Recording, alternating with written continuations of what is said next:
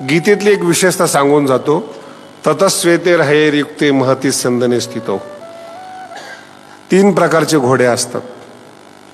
काळा घोडा असतो, म्हणजे काळा, लाल असतो, तांबडा. एक पांढरे घोडे असतात. मिक्स घोडे या तिघातच मिक्स होतो बरं का.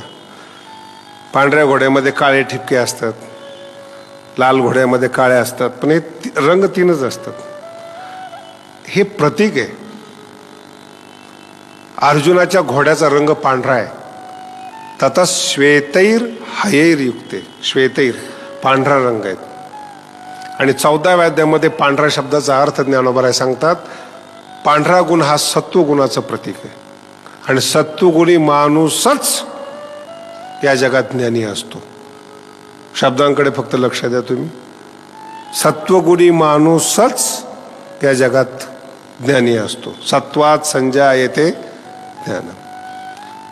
रजोगुणी असेल तर लोभ असतो.